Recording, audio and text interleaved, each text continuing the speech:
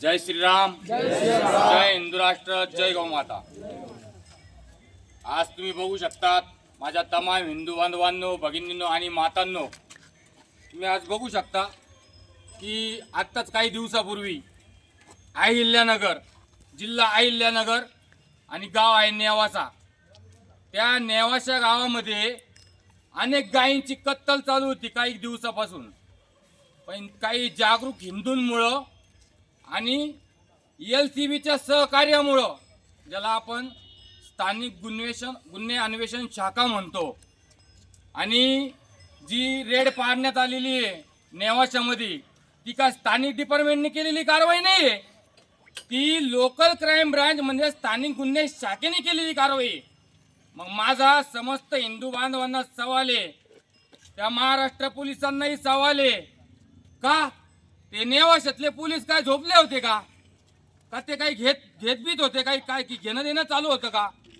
माझं समस्त हिंदू बांधवांना एकच सांगणं आहे, आणि या रावेर पोलिसांचे मी आभार मानतो की त्यांनी या समस्त रावेर हिंदू बांधवांच्या सांगण्यानुसार आरोपींवरती कडक कारवाई केलेली असणारच, आणि या 3 गोवंशांचे प्राण हे समस्त रावेर हिंदू बांधवांनी वाचविण्यात आलेले आहे।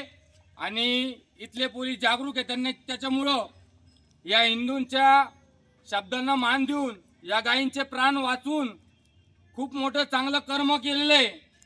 पण माझं एक दुसरी गोष्ट सांगतो, दुसऱ्या जिहाद्यांना, जर कोणत्याही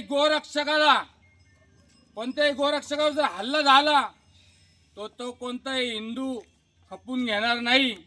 मी आज या माध्यमातून सांगतो, आणि या गोवंशांना आज या रावेरच्या समस्त जागरूक हिंदू बांधवांनी यांना नवीन जीवनदान देऊन आज या श्रीकृष्ण गौसेवा व पशु संवर्धन संस्था रावेर श्रीकृष्ण गौशाळा आज इथे यांना जमा करण्यात आलेला आहे।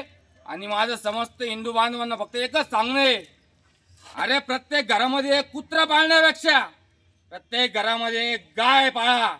त्या गाईचं दूध तुम्हाला शेवटपर्यंत आठवण। गाय असती, गाय म्हणजेच सगळ्यांची आई असती। जय श्रीराम, जय हिंदू राष्ट्र, जय गौमाता।